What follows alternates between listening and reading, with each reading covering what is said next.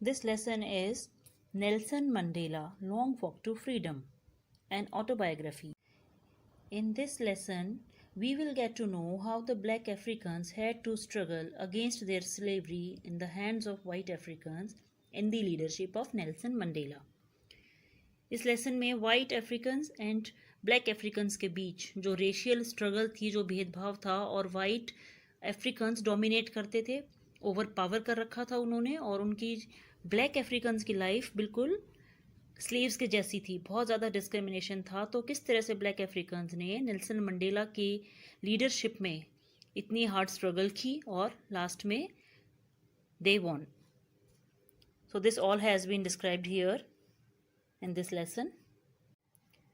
White Africans वो लोग थे जो यूरोप की अलग अलग कंट्रीज से आके वहाँ पे उन्होंने अपनी कॉलोनीज बना ली थी, एस्टेब्लिश कर ली थी। कहाँ पर? Cape of Good Hope. Just like the Britishers did with us in India, जैसा इंडिया में किया था ब्रिटिशर्स ने, ऐसा ही ब्रिटेन और बाकी और कंट्रीज़ ने, जो भी यूरोपियन कंट्रीज़ थी, वो वहाँ जाके उन्होंने अपनी कॉलोनीज़ बनाई और धीरे धीरे वहाँ के नेटिव अफ्रीकन्स को ओवर पावर करना स्टार्ट कर दिया, कंट्रोल स्टार्ट कर दिया, वहाँ की इकोनॉमी और सब कुछ अपने हाथ में ले लिया और अपनी एक गवर्नमेंट बना ली। और बाकी जो ब्लैक पीपल थे वो उनके हाथों में अब सिर्फ पपेट्स बन के रह गए थे। They were merely slaves. They colonized themselves there and lived generations and overpowered the native black-skinned Africans. और वाइट कम्युनिटी ने इंटेंशनली, जानबूझकर एक सिस्टम बनाया, एक पॉलिटिकल और सोशल सिस्टम, जिसका नाम था अपार्थेड। यानी कि वो लोग रेशियल और कलर बेस डिस्क्रिमिनेशन करते थे, डिफरेंस करते थे, भेदभाव करते थे। The blacks were humiliated badly and they had to fight hard for their freedom. और हमारी ही तरह उनको भी अपनी फ्रीडम के लिए बहुत ज़्यादा स्ट्रगल करना पड़ा। This lesson will help us understand the life of blacks and their struggle in Africa. इस लेसन में एक टर्म यूज़ हुई है, inauguration. Inauguration means to start something afresh, और मंडेला और उनकी पार्टी की गवर्नमेंट की नई स्टार्टिंग थी और उन्हें उस दिन शपथ लेनी थी। Everyone was very happy on that land that day and they were celebrating their freedom.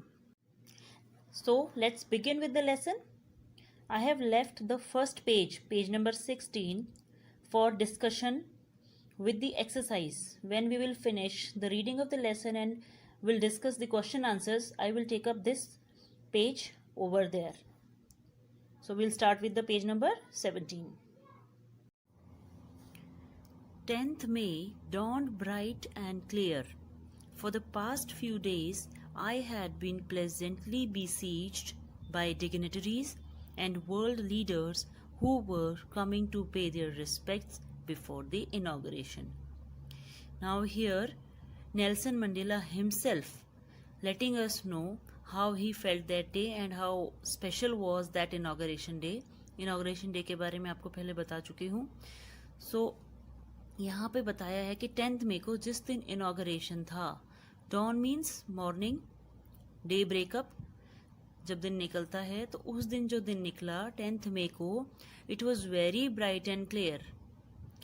Usually mornings bright and clear ही होती हैं, बड़ी काम होती हैं, बट इसका एक सिम्बॉलिक मीनिंग है, because that day was the celebration of their freedom. That is why it was looking brighter and clear to all of them. For the past few days, I had been pleasantly besieged by dignitaries. Besieged means to be surrounded by, लोगों ने घेर रखा था. Dignitaries means very important persons, VIPs. And world leaders, और world के जितने भी leaders थे, उन सब ने नेल्सन मंडेला को घेर रखा था. Who were coming to pay their respect, जो अपनी रिस्पेक्ट शो करने आए थे बिफोर द इनॉग्रेशन. इनॉग्रेशन के टाइम पे मिलने से पहले सारे लीडर्स ने उन्हें घेर लिया और अपनी रिस्पेक्ट उनके लिए शो करने लगे. The inauguration would be the largest gathering ever of international leaders on South African soil. उन्होंने बताया कि साउथ अफ्रीकन सॉइल पे इतनी बड़ी, शायद ये वर्ल्ड के लीडर्स की सबसे बड़ी गैदरिंग थी. The ceremonies took place in the lovely sandstone amphitheater formed by the Union buildings in Pretoria. और जो सेरेमनी होनी थी, ओथ टेकिंग की सेरेमनी, शपथ लेने की सेरेमनी, वो एम्फी थिएटर में होनी थी जिसको यूनियन बिल्डिंग्स ने बनाया था and it was placed in Pretoria. For decades, this had been the seat of white supremacy, and now it was the site of a rainbow gathering of different colors and nations for the installation of South Africa's first democratic non-racial government.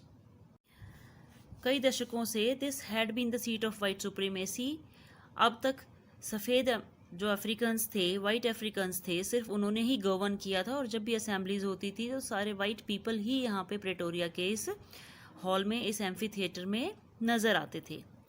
And now it was the site of a rainbow gathering. लेकिन आज बहुत बड़ा difference था. आज यहाँ पे सिर्फ white people नहीं थे, वाइट कलर ही फ्लरिश नहीं कर रहा था. It was like different colours यहाँ पे प्रेजेंट थे, just like a rainbow. Different colours means people of all races, communities and all countries for the installation of South Africa. और किस चीज़ के लिए वो सारे लोग आज यहाँ पे इकट्ठे हुए थे? साउथ अफ्रीका के पहली डेमोक्रेटिक नॉन रेशियल गवर्नमेंट को स्थापित करने के लिए, इंस्टॉल करने के लिए यहाँ पे आज सारे लोग मौजूद थे. First Africa's first democratic. Why? Because now everyone was involved in giving his vote, choosing his own representative. And non-racial because now every race, every community, every caste was equal in the eyes of the government. On that lovely autumn day, I was accompanied by my daughter Zenani. Now Mandela बता रहे हैं कि उस दिन उनकी daughter उनके साथ थी. On the podium, Mr. De Klerk was first sworn in as second deputy president. अब एक होता है कि पहले आपके जो जूनियर रैंक से स्टार्ट होती हैं ओथ टेकिंग सेरेमनी, जहाँ पे शपथ देते हैं और लास्ट में ही प्रेसिडेंट की बारी आती है. तो जो सेकंड डेप्यूटी प्रेसिडेंट थे पहले उनको sworn means to swear, to take an oath, उनको शपथ दिलाई गई. Then Thabo Mbeki was sworn in as first deputy president. Then first deputy president को शपथ दिलाई गई. When it was my turn, उनसे पहले. I pledged to obey and uphold the constitution and to devote myself to the well-being of the republic and its people. Mandela said कि उन्होंने भी शपथ ली कॉन्स्टिट्यूशन को ऑबे करने की, फॉलो करने की.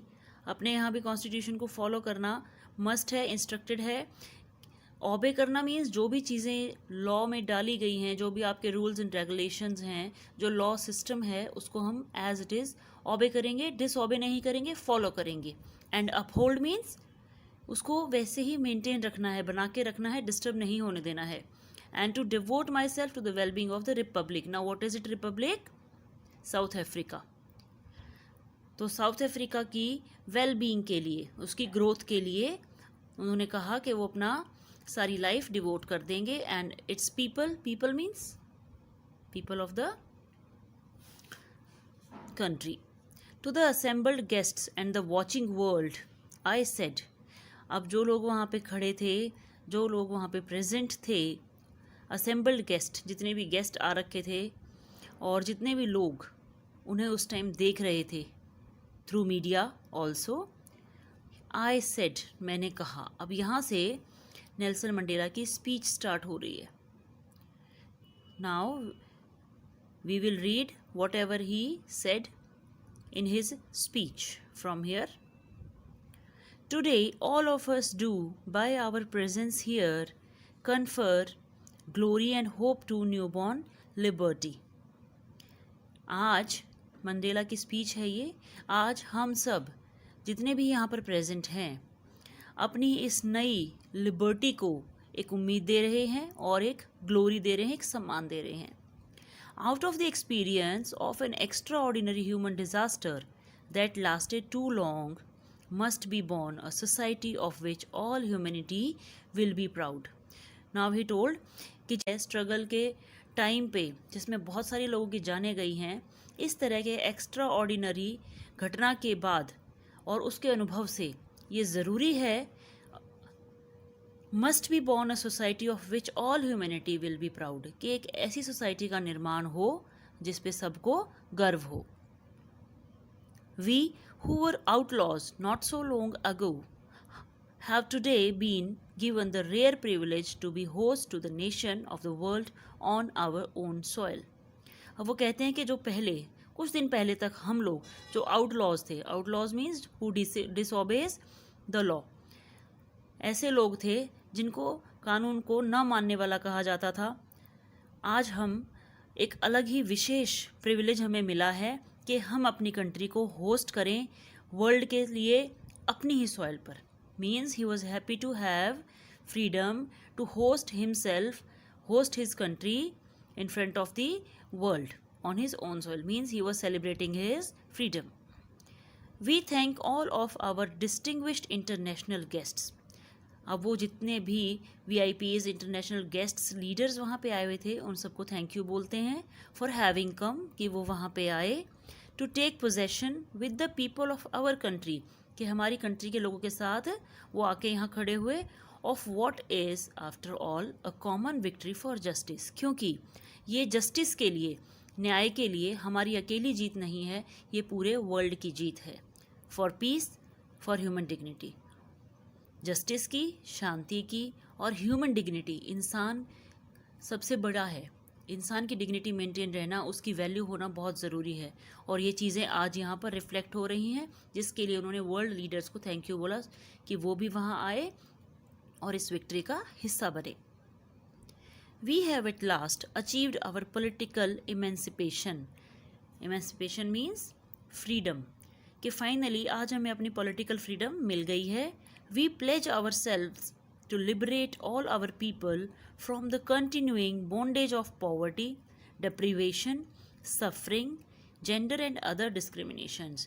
यहाँ पे उन्होंने शपथ ली कि हम कोशिश करेंगे अपने सारे लोगों को गरीबी से, डेप्रीवेशन से, जहाँ पे लगता है कि कुछ भी चीज़ ठीक नहीं हो रही है, डिप्राइव रखा जा रहा है, वंचित रखा जा रहा है, लोगों को मिल नहीं रहा, सफरिंग से, और जेंडर एंड अदर डिस्क्रिमिनेशंस. बहुत ज़्यादा डिस्क्रिमिनेशन अभी भी था. स्ट्रगल चलती है, स्ट्रगल से आपको विक्ट्री मिल जाती है, बट जो डिस्क्रिमिनेट वाला रेशियल एंड फेशियल, रेशियल क्यों था, रेसेस थी अलग अलग दोनों, black race and white race. Then facial, उनके रंग से ही डिस्क्राइब किया जाता था कि ये वाइट है, ये ब्लैक है.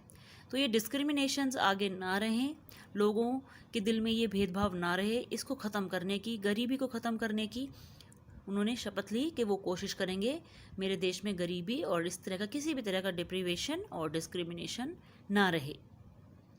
Never never and never again shall it be that this beautiful land will again experience the oppression of one by another. He said, ऐसा आगे भविष्य में, फ्यूचर में कभी भी नहीं होगा कि इस धरती पर आगे कोई भी एक इंसान दूसरे को का शोषण करे और वो एक्सप्लॉइट करे उसको, उसके राइट्स को, उसके लाइफ को. तो मेरी इस धरती पर अब आगे से कभी भी कोई एक्सप्लॉइटेशन नहीं होगा किसी का भी. The sun shall never set on so glorious a human achievement. और इतनी बड़ी अचीवमेंट, इतनी ग्लोरियस अचीवमेंट आज हमें मिली है, इसका सूर्य जो सन है वो कभी भी सेट नहीं होगा, अस्त नहीं होगा. It will be as bright as always. जिस तरह से सूरज हमेशा चमकता रहता है, मेरे देश की ग्लोरी भी अब हमेशा चमकती रहेगी. Let freedom reign, God bless Africa. And at last he said कि जो फ्रीडम है वो बनी रहे और भगवान. A few moments later, we all lifted our eyes in view as a spectacular array of South African jets, helicopters and troop carriers roared in perfect formation over the United Buildings. अब कह रहे थे जहाँ पे Pretoria में United buildings में हम ये सेरेमनी हो रही थी, वहाँ पर थोड़ी देर बाद ही साउथ अफ्रीकन जेट्स ने और हेलीकॉप्टर्स ने अपना एयर डिस्प्ले स्टार्ट कर दिया. It was not only a display of pinpoint precision and military force, but a demonstration of the military's loyalty to democracy. अब कह रहे हैं कि it was not only a display of pin point precision, बड़ा ही precise था. Precision होता है जिसकी फॉर्मेशन में, जिसको बनाने में छोटी सी भी मिस्टेक ना हो, एकदम परफेक्ट और प्रिसाइज उनका डिस्प्ले था। बट ये एक सिर्फ उनकी प्रिसीजन का ही डिस्प्ले नहीं था मिलिट्री फोर्स का, but a demonstration of the military's loyalty to democracy. वो डेमोक्रेसी के लिए, जो न्यू अर्नड डेमोक्रेसी थी, फ्रीडम थी, उसके लिए अपनी लॉयल्टी शो कर रहे थे to a new government that had been freely and fairly elected. एक ऐसी गवर्नमेंट जो कि बड़े ही फ्री और फेयर ढंग से चूज़ की गई थी। Only moments before, the highest generals of the South African Defence Force and police, their chests bedecked with ribbons and medals from days gone by, saluted me and pledged their loyalty. आगे उन्होंने बताया कि south African defence force और police के जितने भी officers थे जिनकी चेस्ट पे रिबन्स एंड मेडल्स लगे हुए थे, उन सारों ने मुझे सल्यूट किया और प्लेज देयर लॉयल्टी, और उन्होंने भी प्लेज ली, अपनी लॉयल्टी की। I was not unmindful of the fact that not so many years before, मैं अभी भूला नहीं हूँ कि कुछ सालों पहले, they would not have saluted, उन्होंने मुझे सैल्यूट नहीं किया था, but arrested me, पर अरेस्ट किया था। Finally, a chevron of Impala jets left a smoke trail of the black, red, green, blue and gold of the new South African flags. Republic day पे हम यहाँ देखते हैं हमारे जेट्स, हमारे जो नेशनल फ्लैग है उसी कलर के फॉर्मेशंस हवा में बनाते हैं। Same happened there that day. South African flag के जितने भी कलर्स थे उनका एक वी फॉर्म में जेट्स के थ्रू एयर में डिस्प्ले हुआ। The day was symbolized for me by the playing of our two national anthems and the vision of whites singing Nakosaki Sekelel Africa and blacks singing Die Stem, the old anthem of the Republic. Now this is really important. ऐसा नहीं था कि black have been victorious, जीत गए हैं, तो now same thing will happen with the whites. जो उन्होंने blacks के साथ क्या discriminate किया, तो black is like tit for tat, वो whites के साथ भी वही चीज़ करेंगे, नहीं।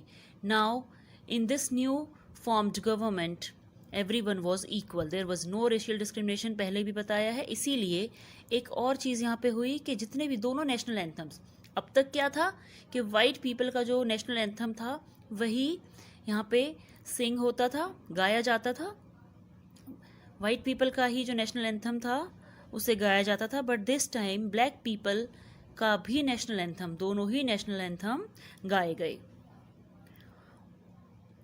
Although that day neither group knew the lyrics of the anthem they once despised, they would soon know the words by heart. और कहते हैं कि अभी तक आपस में शायद दोनों ही एंथम्स के बारे में, क्योंकि वाइट पीपल अगर अपना नेशनल एंथम गाते थे तो उन्हें ब्लैक का नेशनल एंथम के वर्ड्स नहीं पता थे, and same was with the black Africans, उनको भी वाइट अफ्रीकन्स के नेशनल एंथम की मीनिंग वर्ड्स नहीं पता थे।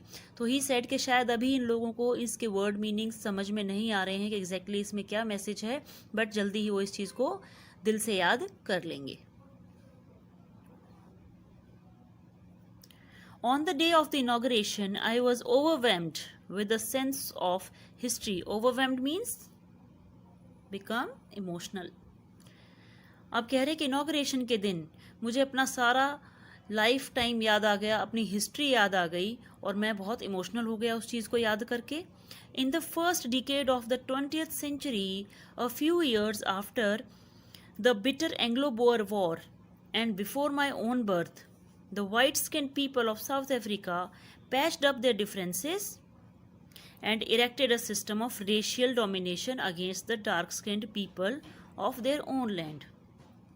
अब जैसा मैंने आपको पहले बताया था, क्योंकि चैप्टर में अभी तक ये चीज़ डिस्क्राइब नहीं हुई थी, ये यहाँ पे आई है, तो नेल्सन मंडेला कहते हैं कि उस दिन मुझे वो टाइम याद आ रहा था कि मेरे बर्थ से भी पहले और 19th सेंचुरी के स्टार्टिंग के 2 डिकेज, करीबन 20 साल के अंदर लोगों ने क्या किया वहाँ पे कि जब एंग्लो बोर वॉर के बाद, और मेरा बर्थ भी नहीं हुआ था, तो जितने भी वाइट स्किन पीपल थे साउथ अफ्रीका के, आपको पता है कि वाइट स्किन पीपल अकेले अफ्रीका के ही नहीं थे, वो डच भी थे, वो ब्रिटिश भी थे और अलग कंट्री से आए हुए थे, बट उनकी स्किन वाइट थी, तो वो सारे इकट्ठे हो गए, पैचअप कर लिया अपने अपने डिफरेंसेस को, और एक ऐसा सिस्टम इरेक्ट किया, खड़ा किया ऑफ रेशियल डोमिनेशन, जिन्होंने रेस के बेस पे डोमिनेट करना स्टार्ट कर दिया against the dark skinned people of their own land, और अपनी ही कंट्री में रहने वाले ब्लैक लोगों को अपने से सेपरेट कर दिया. The structure they created formed the basis of one of the harshest, most inhumane societies the world has ever known. और जो ये स्ट्रक्चर बनाया था उन्होंने ब्लैक एंड वाइट पीपल का, डिस्क्रिमिनेशन कलर के बेस पे था जो दे क्रिएटेड फॉर्म्ड, ये जो स्ट्रक्चर उन्होंने बनाया, it formed the basis of one of the harshest most inhuman societies in the world has ever known. और वर्ल्ड में शायद ही कोई ऐसी सोसाइटी होगी जो इतनी इनह्यूमेन होगी. Humane means that is related to humanity, जहाँ पे इंसानों की कोई वैल्यू नहीं है, इंसानों के साथ ही दूसरा इंसान फ़र्क कर रहा था. तो ये ऐसी सोसाइटी शायद ही वर्ल्ड में कभी एग्जिस्ट की हो, जो बहुत क्रूअल थी, बहुत हार्श थी, जो बहुत बिटर थी दूसरों को लेके. Decade of the 20, now in the last decade of the 20th century and my own 8th decade as a man, that system, now in the last decade of the 20th century, ये बात थी 20th century के first 2 decades की, जब ऐसा system बना जहाँ पे वाइट पीपल एक तरफ सेपरेट हो गए और ब्लैक पीपल को सेपरेट कर दिया. शुरू के 2 decades कुछ इस तरह के थे, सिनेरियो ऐसा था सोसाइटी का. बट इसी सेंचुरी के लास्ट डिकेड में, और जब मंडेला का as a man 8th decade था, मीन्स ही वॉज ऑफ 80 और मोर, उस टाइम पर 80 के आसपास के थे. That system had been overturned forever and replaced by one that recognized the rights and freedoms of all people regardless of the color of their skin. Now he says कि शुरू के 2 सालों में एक डिस्क्रिमिनेशन के चलते 2 अलग अलग रेसेस बना दी थी, white race and black race. ये डिस्क्रिमिनेशन वहाँ हुआ, इतना बड़ा ड्रास्टिक चेंज वहाँ पे आया जो कि बिल्कुल अच्छा नहीं था. बट इसी सेंचुरी के लास्ट डिकेड में एक पॉजिटिव चेंज आया जिसने उस पुराने को रिप्लेस कर दिया, पुराने सिस्टम को, और एक ऐसा सिस्टम बनाया जहाँ पे सभी लोगों की अधिकारों की रक्षा होती है एंड सारे लोग फ्री थे, उन सबको फ्रीडम मिली थी. Regardless means not taking, not considering anything like this, regardless of the colour of their skin.